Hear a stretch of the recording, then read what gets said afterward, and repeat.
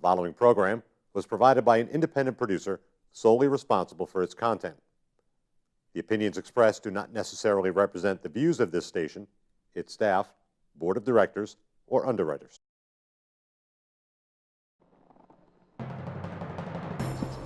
Every day, citizens around the country are faced with new dilemmas. Dilemmas that affect them profoundly.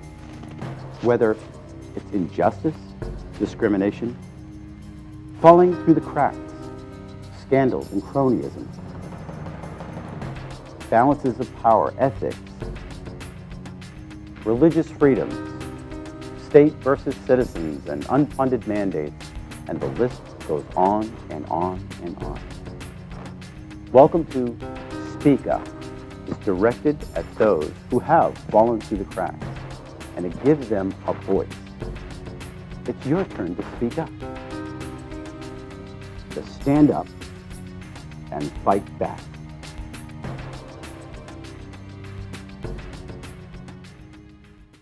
Welcome to Speak Up. I'm Kevin Avard, your host, and today I have a special guest, Mr. Fred Teeboom.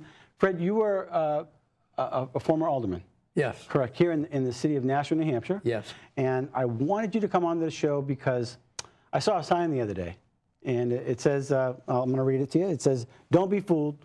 They want more of our taxes. Keep the cap. It's working. Veto no on charter amendment." It's kind of important because I guess Franklin had one of the first tax caps in New Hampshire, and Nashua has one as well. What are they trying to do? What is the whole reason for this sign?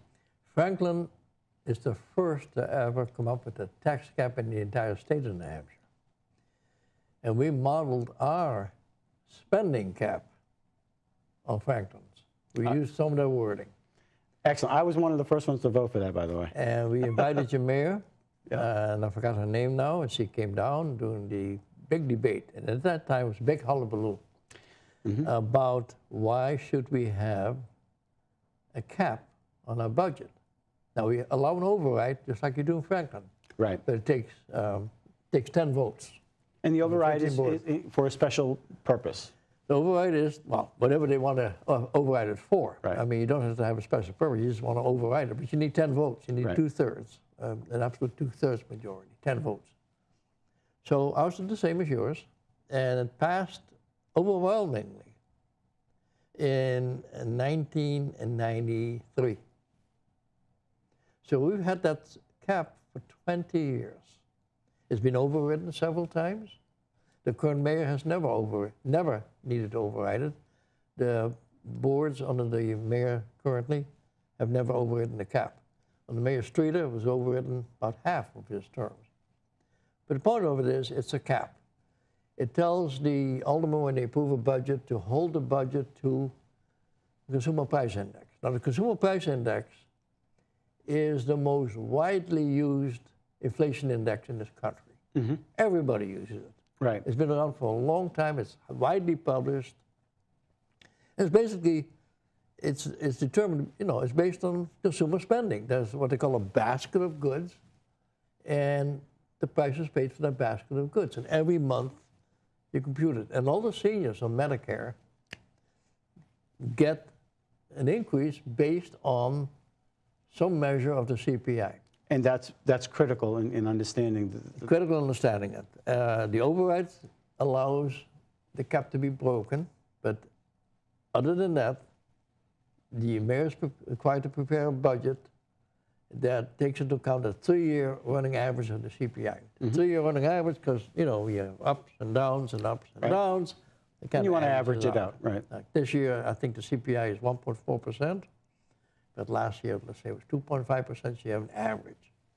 And it's worked fine.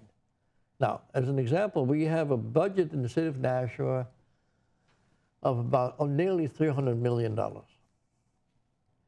We take deductions, there's certain exemptions allowed from the calculation, special revenue funds, basically things that are not tax-based. The idea of the spending cap is to place a cap on the budget that is determined by taxes that we pay. So we exempt accounts that are basically grants or fees taken off that $300 million budget. You wind up with about a $250 million budget, which is tax-based. Okay. So the CPI, let's say, last year was 2%. So the cap is allowed is 5 million, 2% of 250 million, 5 million. So the budget can go from 250 million to 255 million. Now, they all want to override it, they can go beyond that, and there's limits to how much they can go. But then they have to answer to the people. Well, they're elected officials, Exactly. and people get upset. The reason the cap passed in 1993, the spending was out of control, Right. and there was no constraint. But who does not like a cap? Who do you think do not like caps? Spendthrifts? I don't know. People that get paid by the government. Right. So, employees of the government.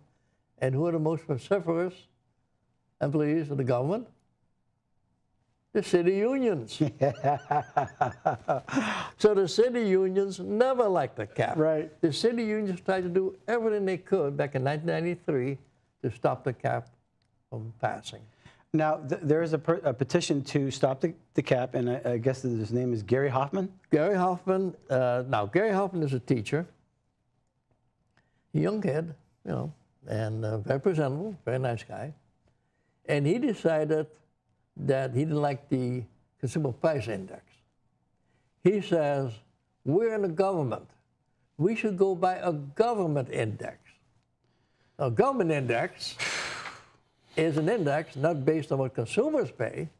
It is what an index on what government spends. So the more you spend, the higher the index. And he came up with this very obscure, I'd never heard of it before. It took me some pain to find it. It is published by the, not by the Department of Labor, it's by the Commerce Department, a Bureau Of Labor Statistics? Labor Statistics, that's it.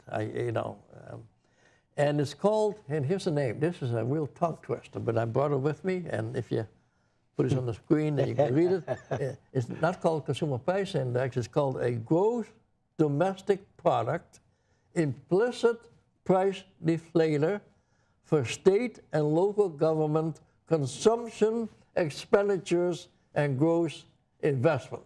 Oh, gosh. Now, what does that mean? That means it's a bunch of... It means a gobbledygook. What it really means is government spending. The more the government spends, the bigger the index. Local and state government spending. So, trying to figure all this out, I actually plotted it out because, you know, because we do averaging. So I looked at every year, the index is plotted, and then I looked at the averages, and I compared it with the CPI. You can't see it. Hopefully, this will be placed on the screen. But what I ultimately did is compare the CPI average that we have as a cap today with the proposed one, which is this government deflator index. And the differences vary. It depends. You know, lately, since 2008, government spending has been constrained. Before 2008, there's a huge amount of spending. The plots actually show reduced government spending. And actually, at some point, they actually are the same. So you say, what's the hullabaloo? Well, hullabaloo is not that it would be the same. The hullabaloo is that the government spending is much larger than consumer spending. If you don't work for the government, and I don't work for the government, our inflation is controlled by consumer price index, but we have to pay taxes as proposed against this government index. So, And it could be 50%. What this plot shows, on average, if you plot the differences, these curves, on average, the government index is about 50% higher. and how is that going to affect the seniors? Okay, so you got to say next one. What does that mean? Well, I mentioned earlier $250 million is the budget. I mentioned earlier that the cap is based on CPI, which is 2% roughly this year, averages for the previous 3 years. So the cap is 5%. If you take the proposed government index, that index is about 3.5%, about 50% higher, almost 4%. Okay, 4% of $250 million is $10 million. So instead of being 5%, being $5 million, let's say it's $10 million. What does that mean to a senior? Very simple. Every $1.8 million the city government spends, adds 1% to your tax bill. Really? So if I spent, let's say, $4 million more, I'm adding 3% more to my tax bill. And If my tax bill is $6,000, what's 3%? Only $80. So That's what it means. Seniors wouldn't mind paying more. Seniors are getting hurt big time on this. Big time. 'Cause Anybody seniors- on a fixed income. well, especially if you're on a fixed income. Right. You may not even get the CPI. But most people that get the raises, let's say raises 2%, 3%, what do I put in my palm card? Some of these contract raises are 8%, up to 8% increases. Brett, how are people going to know about this unless, is this on the news? No, it's on the news. Has the Telegraph said The it? much? Telegraph, to tell you honestly, they say they have downplayed it to the extent that they have said that the proposal is to provide a different metric. Right. But Now, they haven't yet gone in to explain what I just explained. What is that different well, metric? you have, this is going to be on the ballot? It's on the ballot as a question. I can name the question. Basically, the question is a tongue twister as well. The ballot says, I'll read it to you. It says, shall the municipality approve the charter amendment summarized below? This amendment will replace the Consumer Price Index, CPIU, meaning urban, with the. Now comes the tongue twister, okay? Okay. And then it concludes to say, to account for the effects of inflation when determining the limit for the next year's fiscal year's combined annual municipal budget. So, That's the question. somebody Yes or who's no? not heard anything about the issue, they're going to go to the ballot box and they're going to see this. They're not going to have a clue. They don't got a clue. And that is dangerous for their wallet. Well, unless you're a union member, in which you can look for bigger contract increases under the cap. So seniors need to be very aware and to vote no on this particular. Everybody that doesn't like to spend a lot of money on taxes ought to say no. And it's worked, you know, this cap has worked well. Now, what really disturbs me is that these unions, particularly the teachers' union, they've been leading it. Gary Hoffman got 800 signatures in a matter of 1 week. He almost didn't make it. The reason it's on the state ballot, by the way, because they didn't qualify it in time for the municipal ballot last year. And he was 800, well, he was 800 signatures short from getting qualified. Now, who can get 800 qualified signatures in 1 week's time? Somebody very well connected. Yes, and what does that mean, you know? Come home 222, we have an important announcement. And 200 teachers wound up in a room somewhere signing this thing. Is Do this- they know what they're signing on? I don't think they know what this thing is. Is this going to improve education? Education doesn't get improved by more spending. Now, you and I know this. This has got nothing to do with education. This has got to do That was with rhetorical. Yeah. salaries. Yeah. If you look at my card, severance pay. I mean, the benefits in these contracts are just astounding, okay? If you look at his contracts, Up to 8% a yeah, year. the police union this year, a couple of days, they got a 7-year contract. A couple of these years, they got up to 8% in the contract. Most of it's is salaries and benefits, severance pay, bereavement pay, pension pay. But that already passed, right? Yeah, that passed. that already- They're going to be but- paid for next year. I don't know exactly what's going to happen. This is something totally different from that, though, right? If they change the cap, The cap allows the budget to be set High. at a higher level. right? The contracts have to be paid. Now, when you become an alderman and you're in the city council yourself, in comes the budget. And now you have to say, okay, in our case, you've got a $280 million budget, $250 million is taxable out of tax proceeds.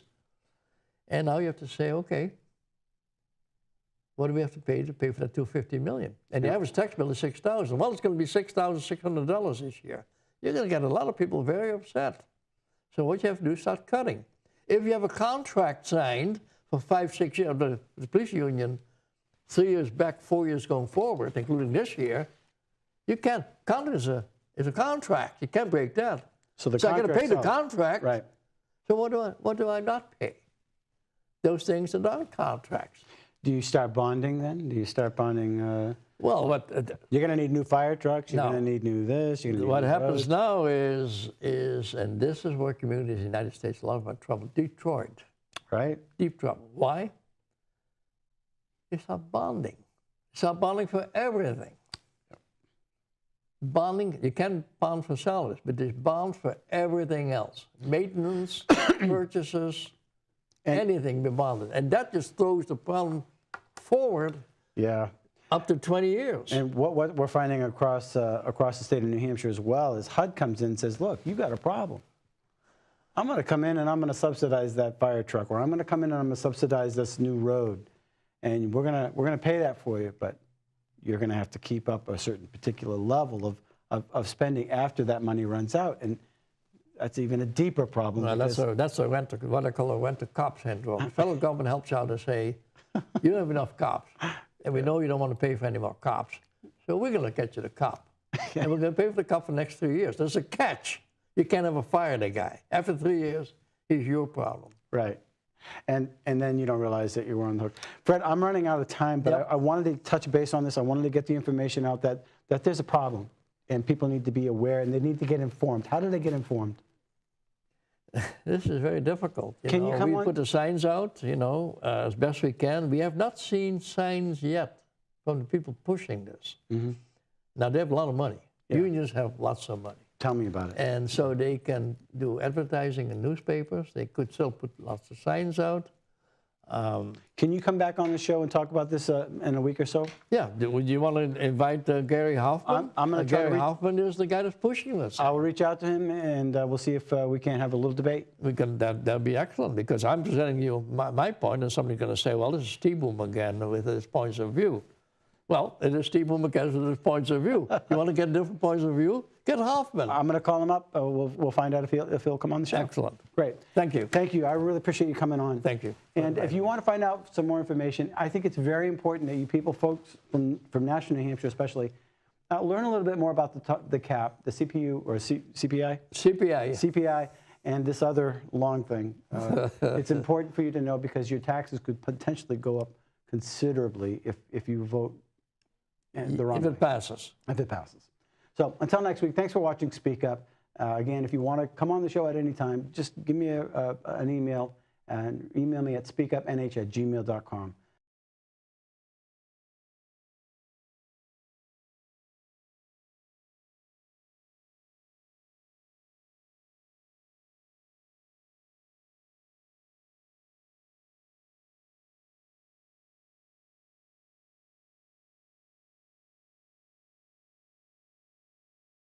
Thank you for watching Speak Up, and we want to thank our sponsor, Avard, the Dean of Clean, the carpet cleaner in the Nashville area.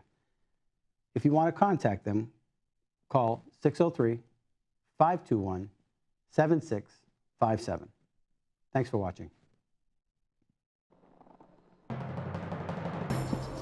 Every day, citizens around the country are faced with new dilemmas that affect them profoundly. Whether it's injustice, discrimination, falling through the cracks, scandals and cronyism, balances of power, ethics,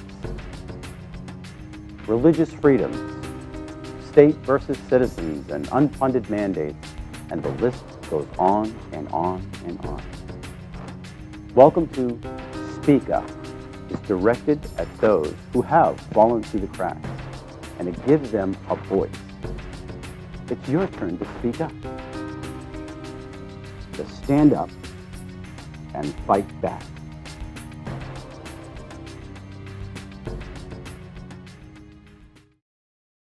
The preceding program was provided by an independent producer solely responsible for its content. The opinions expressed do not necessarily represent the views of this station, its staff, board of directors, or underwriters.